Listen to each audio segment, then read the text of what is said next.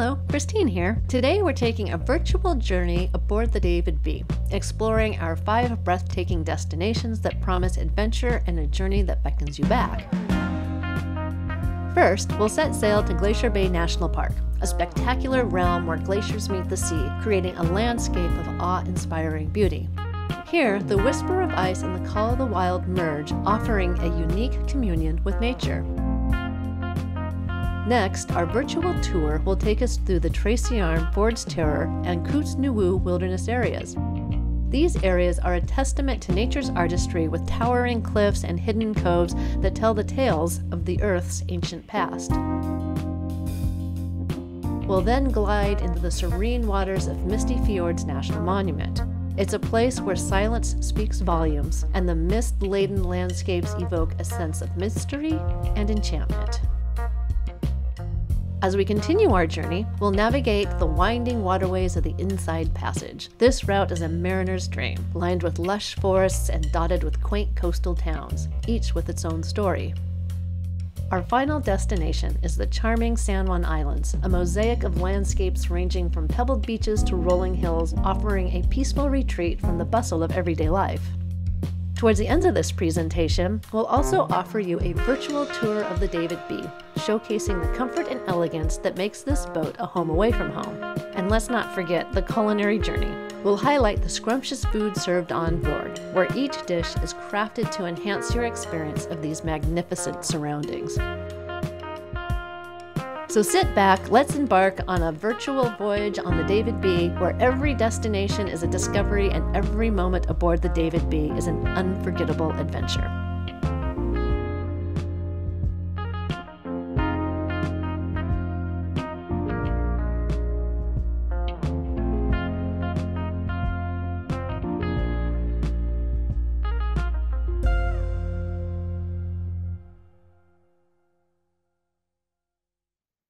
All right, everybody, welcome. I have everyone muted and video turned off except for myself. I'm Sarah Kirkish. I'm the reservationist, shore support, and CAT staff for the David B. And we have Christine and Jeffrey Smith, our owners of the David B. And so we are going to be taking you through kind of our 19th season coming up in 2024. Some of the trips that we offer. We are going to record this so you can look at this later. We'll make that link available to you so you can look at it on our YouTube channel. If you do have any questions, feel free to chat in the chat box. We'll have plenty of time for questions at the end. We're going to go through a variety of things, but we hope you enjoy it. If you have any questions, again, just feel free to chat and I will moderate those chats for you. And then at the very, very end, we can open it up for everyone to say hi to Jeffrey and Christine once the presentation is completed, and we'll turn the recording off. All right, with that, I'm going to turn that over to Jeffrey and Christine. Hey, hi. We're pretty excited to do another one of these meetups where we can show everybody what the boat is like and what our trips are like. And we put together a little presentation here that we can show you about the boat and show you about what we do. So here we go. So the two of us have been running the boat since 2006, and I've actually been working on boats since 1990, and Christine started in 2001, I think. Yep. And we bought the boat in 1998. We did an 8-year restoration on it. It began offering tours in 2006. Jeffrey, in all the years that he's been doing this, his license for U.S. Coast Guard license is a 500-ton license, and I have a 200-ton license. And then Sarah. I started out as a passenger on the David B. I went on one of the San Juan Islands trips back in 2010, and then started doing a little house sitting for them a couple summers after that. And then in 2014 is when I asked if I could help them with reservations and just general support. And that's when I started helping them. And I've been working for them. Gosh, it's hard to believe it's already 9 years. But I enjoy being in Bellingham's during the summers, and now I'm in Albuquerque's in the winters. And of course, cat staff. Who doesn't love cat staff? And we always joke that left to her own, she would knit an entire cozy for the David B. Yes, because Sarah loves knitting. She's an I avid do. knitter. And in case you were curious, we do have 3 cats that she takes care of in the summer months, and that's Ramona, Thea, and Ada. And that's actually her most important duty of her whole job. No, it's taking care of our passengers. So before we get started with the format that we have, we put together some little short videos, and then we'll do some slides that kind of highlight what our trips are all about and what we think are really neat. And then, but before we get started, we wanted to give you guys a couple quick facts about the David B, if you don't already know. So the boat was built in 1929 for a fishery in Bristol Bay in Alaska. It's 65 feet long and has a draft of 7 feet, and we can sleep 8 guests in 4 cabins, and all of our staterooms that we have all have a sink and a toilet, marine head, and there's always on electricity. We have a water maker that is, we make water through reverse osmosis. And then I think one of the things that we're really proud of is that we've maintained the David B's original engine, which is a 3-cylinder Washington Iron Works engine. So the first trip that we want to talk about, we do trips in a number of areas in Alaska, most of them based around sort of the Juneau area. But the first one that we want to talk about is the Glacier Bay trip. And Jeffrey, did you want to ask where everybody was from before we talked about us? Yeah. So we thought it might be fun to have participants tell us where they're joining from. I'm going to launch a poll here. So if you want to just answer here, this is kind of where are you participating from? You know, where are you calling in from? We have passengers that participate or that join us from all over the country, but also the world. And so we always seem to be getting 1 or 2 Australians. And so it's always interesting when that happens. Another couple seconds and we'll have everybody participate who wants to answer that quick little poll and joining us from. So looks like I share the results. Looks like we have Northern Midwest with 3 out of 8, Pacific Northwest, Southwest, and the South, and 1 Southeast. No international today. So, all right. And we'll do a couple other polls just to kind of break up the presentation a little bit and get some information from you as well. So with that, please continue, Jeffrey, on Glacier Bay. So we do 3 trips each year to Glacier Bay. All 3 of them are 8-day trips, and the round trip out of Juneau. We typically do them earlier in our season or in our summer seasons, so they're June trips. Glacier Bay is a national park. It's a UNESCO World Heritage Site. It has some pretty amazing scenery as well as wildlife, and also obviously there's some pretty cool glaciers there. And it's a really limited entry too. So it's pretty exciting for us that we have a concession with the national park to be able to take people to Glacier Bay. So here's a little about Glacier Bay.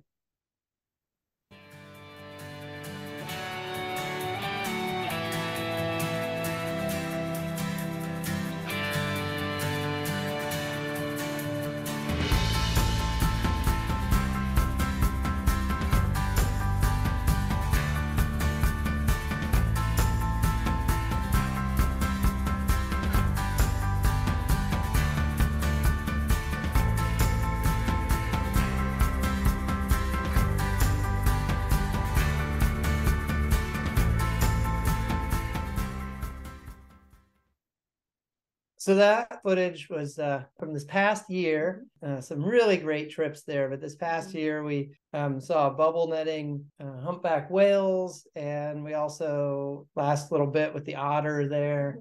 Had otters swimming right around the boat. Yeah, it was a pretty neat year this year for humpback whales and bubble netters. I think all 3 trips we got to see those big congregations of humpbacks together. So some of the highlights that are with Glacier Bay is that it does have a really unique ecology in that there's these big, beautiful mountains and it's all glacially carved. And then one of the things that I like about it is that a lot of the landscape is really new because it's just been exposed from having glaciers on it. Entire area was covered with glaciers as recently as the 1700s. The landscape that we get to walk around on is very new in terms of it growing things and there's very little big deciduous tree growth or anything up in the end of the park where the glaciers are. This is one of the things that we get to do as part of this. Is there are these places where lots of small icebergs get stuck on the beach, and it's fun to go walk around in amongst all these icebergs and get to see what this is really like. We do photography trips to Glacier Bay as well as regular sightseeing trips, but in both cases we're able to go to places like this. So there's all kinds of skiff rides and kayaking. Like I said, lots of photography. The wildlife is amazing. That's my favorite part, is the wildlife. What we like to do is like to go to places. There's a place called South Marble Island that has colonies of tufted puffins and some horned puffins there. There's also some kittiwakes there as well. And then there's a huge group of sea lions that hang out on that rock as well. Other things that we see in Glacier Bay are brown bears and black bears. We've seen moose and wolves, and the wildlife there is just incredible. So the next area that we go to is south of the Juneau area. The Glacier Bay area is west of Juneau. The area is south of the Juneau area. That's the Tracy Arm, Ford's Terror Wilderness Area. There's also the Kootznohu Wilderness Area, which is on Admiralty Island. And this is actually where we spend most of our time doing most of our trips. We have several kinds of trips there. We have photography trips. We also have sightseeing trips. We have some trips that just go to the fjords, the Tracy Arm, Ford's Terror area. And we also have some trips that go to the Pat Creek bear viewing area. So here's a little video about some of the stuff we can see in that area. It's just an amazing spot.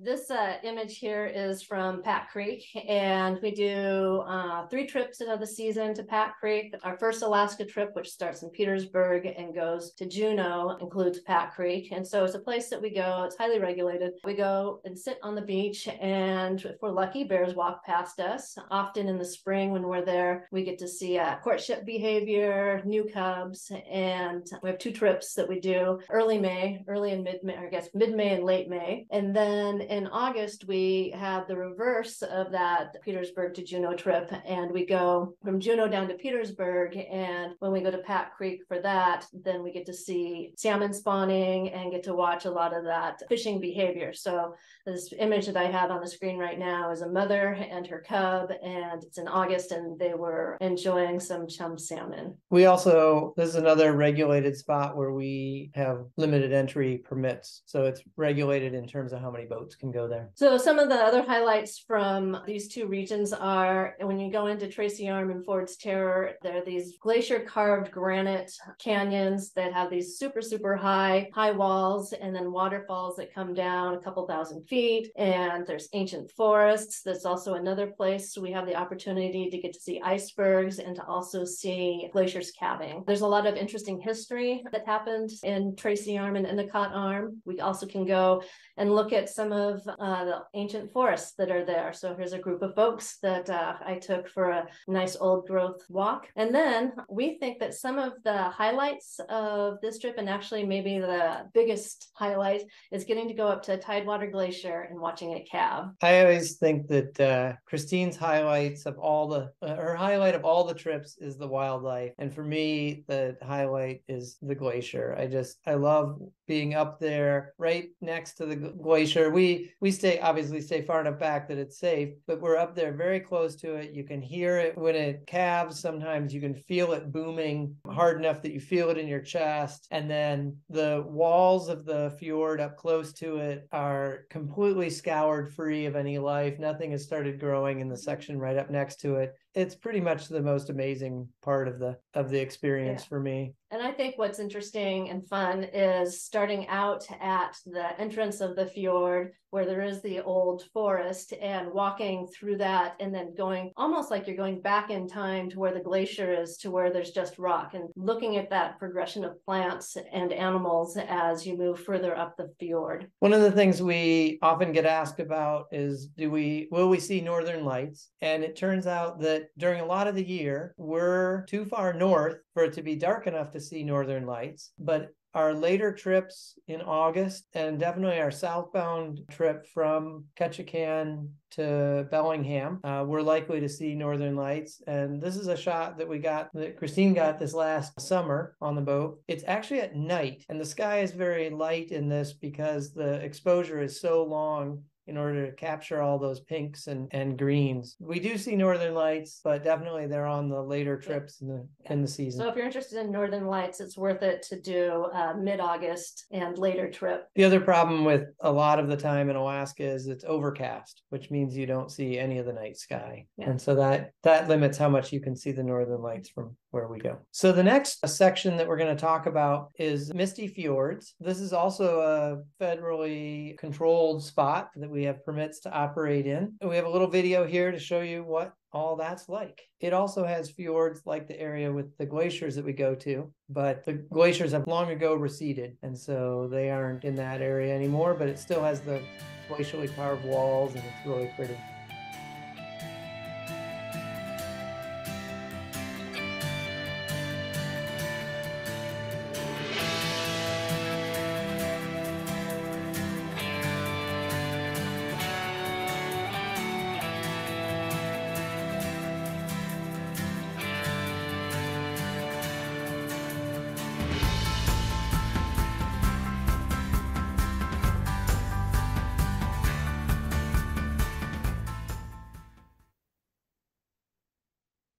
Did you tell them where the Misty Fjords is located near Ketchikan? Yes, I was just going to get to that. Misty Fjords, a trip that is round trip out of Ketchikan, and it's a 5-day trip. We go into the proper Misty Fjords area. So basically, Ketchikan is on an island, and we'll go and circumnavigate that island. And then to get there, we go in this area called Beam Canal, and then into Rudyard Bay. We'll often go into Walker Cove, which is a good place for bears. That little short video that I took was right there. And then Yes Bay and Port Stewart are a couple places that we go in that area. To talk a little bit about Misty Fjords, it was designated in 1978 as a national monument. And part of that was because it's got those beautiful granite carved walls. And then it also has a lot of these sort of areas that we call salt chucks that are these very, very calm places that are kind of out of the main channel. And we can go back into those and explore those, which is a lot of fun.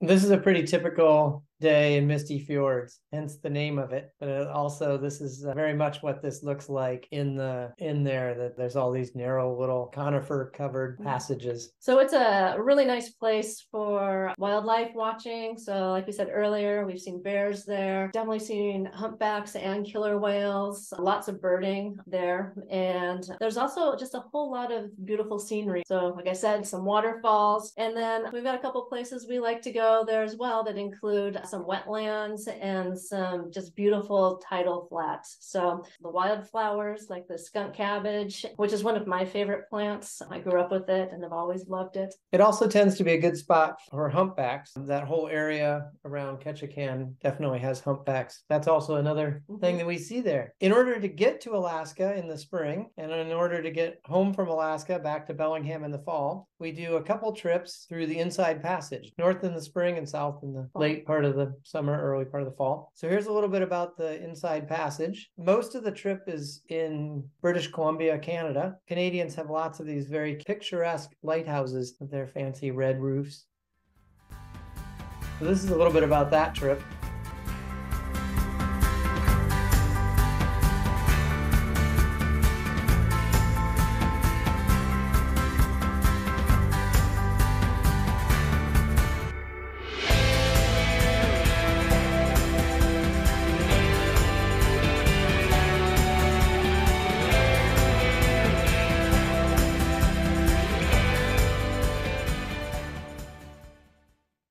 Because of the speed of the boat, we do those trips in 12 days. We get to stop at a lot of very cool spots.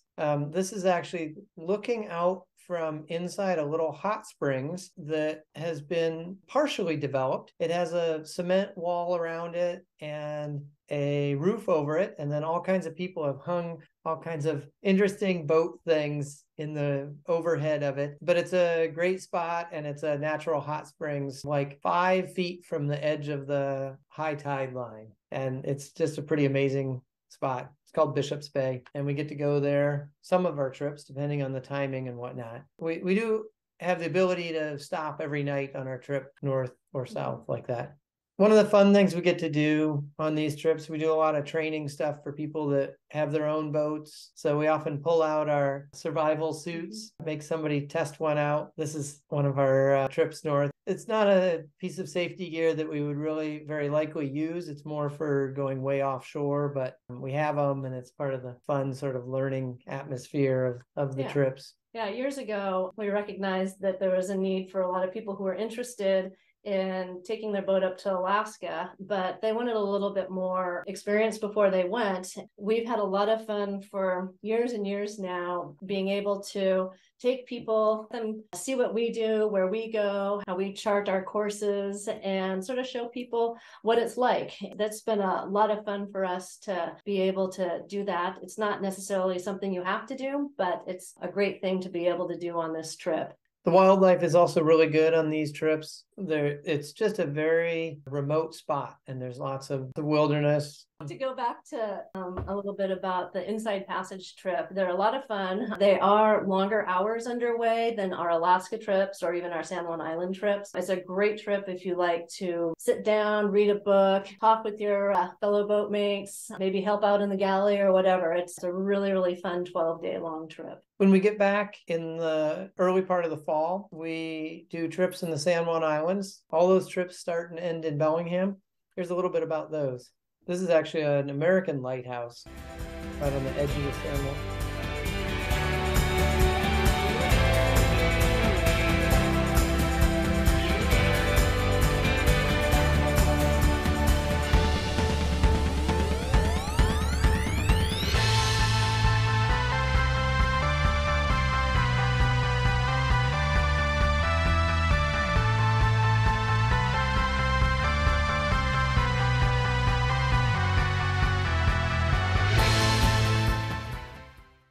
So in the San Juans, we do photography trips as well as just sightseeing trips. They're 4 days long, and there's all kinds of places we can go. There's lots of marine state parks. So these are spots that you can only get to by boat. And there's lots of amazing photography opportunities, but there's also a lot of interesting places just to look at the scenery and look at what's going on. Yeah, so our San Juan Islands trips are generally 4-day long trips. They all start and end in Bellingham. With that, we usually do this year, I think we have 2 photography trips and 1 4-day getaway. All of these trips are a fun place to explore. The San Juan Islands, if you're not familiar with them, are about 4-hour motor for us from Bellingham, and then to get to Bellingham, Washington, where we are currently, it's about an 1.5-hour drive, maybe 2-hour drive from Seattle on a good traffic day. So one of the other things that we wanted to show you here was what the inside and outside of the David B looked like, so you'd know what kind of boat you're going to be traveling on. Yes, we want to do a poll. Yes, we've been since Jeffrey and Christine have been sharing so much about some of the trips that they offer all throughout Alaska and the San Juan Islands, we thought we would open up a poll to everybody who's participating to see who has been on one of our trips before. So I'm going to launch this poll that says whether you've been on, never been on, maybe 1 time, 2 times, or maybe even 3 or more times. We've had several people who've been multiple times, and we always really appreciate those passengers. It's always fun for me to interact with passengers who've been on multiple times, or passengers who started maybe when the boat before its current configuration that Jeffrey and Christine are going to talk about, and just really get a chance to see how that has evolved too. It's going to be really fun. So I'm excited that they're going to be able to share how the boats evolving. And, you know, if you've never seen the boat before, that's even more exciting for you. So I'm going to end the poll and share the results. And it looks like pretty much everybody who's on our event here has not been on the boat. 9 out of 11 people. So that's awesome that you're going to see the inside of the boat. And then others that have been on, have been on 2 times and then 3 or more times. So thank you again for participating this evening. So with that, I'm going to turn it back over to Jeff and Christine so you can get a tour of the David B. So here's some shots of what the inside of the boat looks like, and then we'll talk about how it's actually configured. This is the wheelhouse. Yep. And this is our saloon. Little coffee station. This is Christine's stove and our galley table with a party going on. This is one of the cabins down below. This is our bunk bed cabin. Another one of the bunks with a queen size bed. And it's another one. This is the upper deck. Another view of that.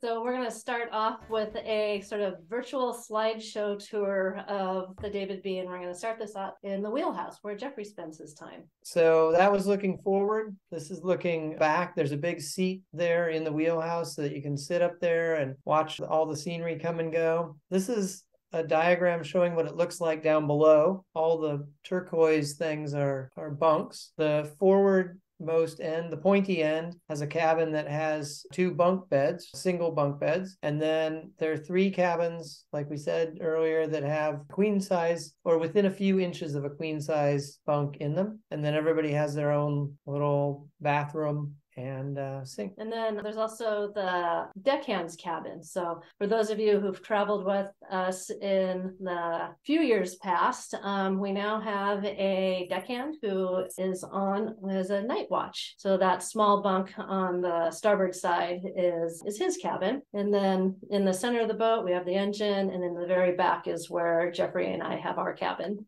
This diagram is pretty old, but it still is pretty much laid out that same way. So if you start on the main deck level and you're headed down the stairs, this looks like it's pretty steep, but if you look at it actually from the other way around, looking up the stairs, they aren't actually that steep. This is coming down the stairs and looking back in that main center companionway or hallway. If you turn around right in that spot, you can look into the forward head or forward bathroom. There's a sink and a toilet and a bathtub in there. And then if you turn a little bit to one side, this is also standing right at the base of those stairs. You can look over into the Kita cabin that has the 2 bunk beds and their own little bathroom. And we've had a lot of people in the past share this cabin, a lot of singles traveling together. It works out pretty nicely. Next, back from that, there's the Chinook cabin, and all of our cabins are named after salmon species, if you hadn't figured that out. And the Chinook cabin, and it has the queen size bed, lots of space under the bunk for storing your stuff. And this year we're getting new ladders to get up into the bunks that are a little bit higher. Yeah, the bunks are a little bit high in there, and so we've had some ladders made for those bunks. This is the sockeye cabin. Because of the way you can get a camera into these spaces, this one looks decidedly bigger than the others, but it actually... The bunk looks decidedly smaller. The bunk looks really narrow. But it turns out that all 3 of the queen size ones are about the same size within a little bit there. So that's also looking into their little bathroom with the door open there. It gives you sort of an idea of what the layout is. And then this is the coho cabin. And what are we going to do to the coho cabin? Well, this has a queen size bed in it, and we're actually lowering this bed down, and we're adding another bunk over the top of it. So this can actually be used for 2 singles in separate bunks, or 2 people can share the queen size bunk. So now we're going to head out of the cabins and look back towards the shared head. And then we're going to go back up the stairs. And then when we come out of the stairs, we're going to find ourselves, we're going to be in the main saloon. And why do we call it the saloon? We found some old drawings from the designer of the boat. They weren't design drawings for the David B, but there were other boats that he had drawn, and he called this area the saloon with 2 O's. So that's the term we use. Our joke is also that we don't get our hair cut there, but we do drink beer there. Yeah. So therefore it's a saloon and not a salon. So you can see where you come out of the stairs, and you can see the wheelhouse as well from this. Right up the center of that. Center. So then we're going to turn around and face the back of the boat in the next image. And in this area, they've got a door that goes out on the port side, and it's a place that you can put your wet gear or your jackets. In that picture, there's a backpack there. And then if you turn around and look the other direction, there's a space that we have where you can fill water bottles, get a drink of water, clean your coffee mug. There's a cooler and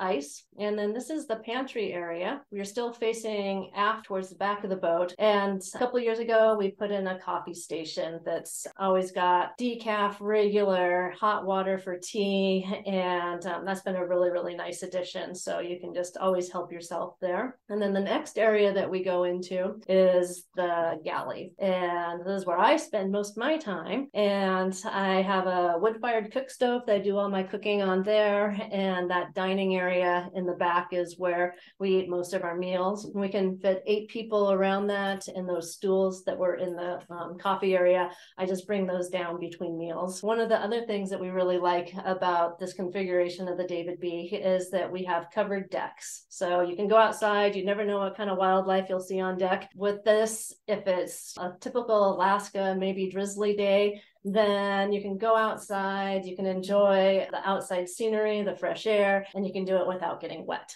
And we don't have a real good picture of this, but it's really hard to explain, but this is around the back of the boat. There are chairs on this in this picture, but we actually have since put a big bench across the back, which is really nice for people to sit back there and under cover, so you can be out there even if it's raining or windy or whatever. And it's just a really nice spot, especially if it is sunny. It's also a nice spot to be out of the weather. This is up on the upper deck looking back. This is our skiff in the picture, but there's actually the middle section has a lot of stuff stored on it, but the aft section has this really beautiful area where you can sit in a couple of these chairs. There's a bunch more chairs out there for sitting and enjoying the scenery. This is a guest demonstrating for you how we get into kayaks. We get a lot of questions about this. What we do is we put the skiff down, and then you sit on the edge of the skiff and you sit down in the kayak. No getting your feet wet. No worry about doing it. We have lots of people who aren't adept at doing that, and they're able to get in and out really easily. And the that we have 4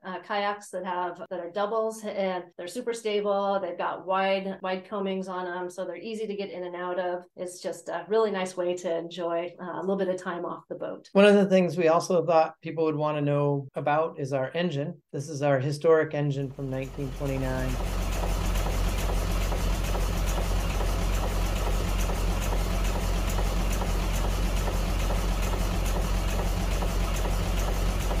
It's the original engine in the boat. We've been able to maintain it and keep it running. People ask about its reliability, and it turns out that it's easily as reliable as a modern engine. It makes that wonderful sewing machine sound. It's not particularly loud in the engine room, and it's certainly not very loud up on deck or in the rest of the boat. But it does give a lovely heartbeat. The last section that we have here before we open up to questions is kind of what's cooking. People often ask, so what do you eat on board? First thing I'll say is that I love to bake. And for anybody who's been on the boat, you guys know this already, but really enjoy cooking with local seafood. And we're going to do this quick video. It's 30 seconds of some of the meals that I've cooked on board.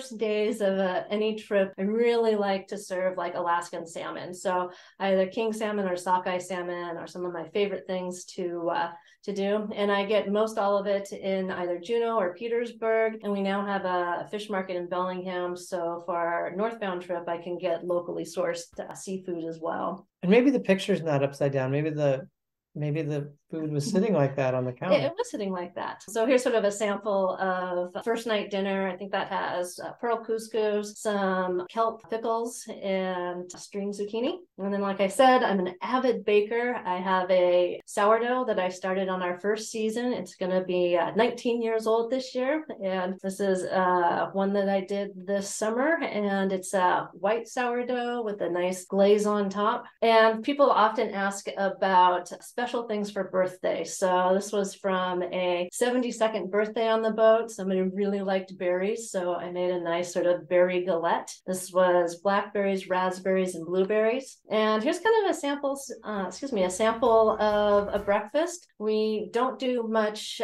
in the way of, we don't do any salmon or halibut fishing. We let the pros do that, but we do a lot of crabbing. So a lot of mornings, we'll go pick up the crab traps that we set out. And if you're lucky, you can see in the upper left-hand corner of that image, there's a steaming bowl of hot, fresh crab. The crabbing is definitely better in the early part of the season. Later in the season, a lot of it, we're more likely to not be as successful. So I think Sarah has one more poll to do, and then we'll do questions. Yeah, so what we thought we might be fun is just to ask for the last poll question is who might be joining us this year, since most of you said that you had never been on the David B, but we do want to see if anybody's going to be joining us this year, already scheduled, but maybe interested, or if they're just looking, and that's fine too. We're just happy to have everybody be able to participate. I've been really excited that we were able to make this available to everybody, and then to be able to answer questions. So I'm going to remind everybody, if you do have questions for me, for Jeffrey or Christine, what's it like to go through the reservations process or anything, just feel free to chat in the meeting chat, and I'll moderate some of those questions. Otherwise, I'm just going to send out in the chat just our schedule and rates page as I close this out. I'm going to end the poll here. Looks like we have 4 out of 12, 33% people are already scheduled and going to be joining us this year. A lot of people who are definitely interested. And so I was going to let you know, if you do have to leave, you can always contact me directly. And we have a survey at the end of the Zoom meeting when you leave. If you want to indicate you would like more information, just send me your email address, and I'll be happy to answer any of your questions in that way. So with that, I'm just going to open it back up to Jeffrey and Christine, and I don't see any specific questions at this time, but I'd like to just kind of share what it's like when people do contact us who might be interested in that. I will be your first person and first point of contact. So if you've ever emailed or called, you're talking with me. And actually, it's kind of interesting to me. I will talk and interact with people several weeks, months before they get a chance to actually meet Jeffrey and Christine. And sometimes I might not ever even get to meet them. So anyway, it looks like Janet has a question. Looks like she has raised her hand. I don't know if you were going to try to type that in or not. Let's see if you want to maybe participate by mute. Let's see here if I can ask you to unmute there. Do you know, Janet, can you hear me? Yes. Go ahead, Janet. And would you talk a little bit about what to pack? Oh, yes, of course. Go ahead, Jeffrey. So in the summertime in Alaska, in that area, there's a pretty wide range of temperature and weather. We always encourage, we actually will send you a packing list that all this stuff will be on. We encourage people to bring everything from shorts and t-shirts, because sometimes it's nice. Rain pants, rain gear. Rain pants and rain gear for sure. And Sarah, what's the most important thing? So the two bits of equipment there, packing things that I always tell people is bring cozy slippers, because you saw the saloon area and that's all indoors. But if you wear outdoor slippers, so if something exciting is happening outside, you can just run right outside and not worry about your slippers getting wet, but it's just really cozy. And then the other piece of gear that I like to recommend people to bring are rain pants, because the wind coming off of the glacier is really cold. It does rain a lot. So everybody thinks about raincoats, but not so much rain pants. And then when you're going hiking, you know, there's reeds and grasses and things like that. If you do want to kayak, for example, water's coming off of the oar of your kayak, or the paddle of your kayak, wear rain pants, and then you got that self-covered. I do have another question. One more thing with that, before we go too far, one of the things we do have is we have rubber boots for everybody. Before the trip, we ask everybody what size they are, so we have all the ones all set up to go. And we have little cubbies for everybody to put their boots in. It's this great system because most of the places we go ashore are really mucky and marshy. And I don't know if you saw in that one picture, people had mud up well above their ankles on their rubber boots, but it was just fine because you can tromp around wherever you want in the rubber boots. And getting in and out of the skiff is boots. So we have those. But in general, I really think the best thing to do is to dress for layers. So have your raincoat, your rain pants, something you can wear underneath, maybe a fleece, a vest. Those are all really handy. We also take long underwear because, like Sarah said, the glacier day is really, really cold. Stocking caps. Hats and mittens are really nice as well. If you're a photographer, mittens that have a finger that pulls over the top is also really nice. Yeah, I mean, and don't worry about dressing for dinner. Obviously, we're very casual on the boat. It's really more about the layers and just keeping yourself comfortable. And in addition to the slippers, just wear whatever shoes that you want to travel in, that you feel comfortable in. But because we have those galoshes, you don't have to worry about something special for the boat. And we also do have hiking poles. So that was one of the questions. I just got a question about that. So we do recommend hiking poles. Certainly, some of them can be useful when you're going ashore and there's all those rocks and around the glaciers. So that we definitely have those available too. So you don't have to pack hiking poles. We have them. And then there's a question: is what is the average temperature in the rooms at night? It isn't heated in that area of the boat, and so it is. Yeah, high 50s. Yeah. On each one of the beds, there's a really thick comforter, and then there are a couple other blankets down there as well. And then when it gets hot, like say like San Juan Islands or southern end of Vancouver Island area, I don't think it's super hot down there. It's usually it's comfortable for me to sleep in, so it must only be around somewhere in the 60s. Maybe I think would be a comfortable temperature. Room temperature, I guess, would be the best way to describe it. Yeah, and the portholes, I mean, we have portholes in all the cabins, you know, so you can open that up. And air purifiers too, if you're worried about mustiness or anything movement. Like that. Yeah. Let's see, are there any other questions? Not seeing any other questions. I was just going to go back to what's it like if you do want to make a reservation and you're talking with me. I'm happy to answer your questions at any time. I've been on most of the trips except for the Canadian Inside Passage. That's the only one I haven't been on yet. Usually what we require to make a reservation is a 25% non-refundable deposit. So it's on the per person price. And I did share our schedule and rates page so you can see what that is per person. That's based on double occupancy. If you do want to travel by yourself and have a private cabin, you're more than welcome to do that. We have started charging a 25% single supplement for that, which would be due at the time of deposit. But then really, there's nothing really more to do until about 90 days before the trip sails. And that's when the final balance would be due. And I would be sending out reminders for that. And then about a month before the trip is when we ask people to start filling out things like health forms, you know, if you have any medical conditions, any dietary restrictions, food preferences, emergency contact information. That's about a month before the trip. And then about a week before the trip, of course, there's reminders from me. And then the day before, kind of a text message, here's how to find the boat. So, and then there's a question here about how far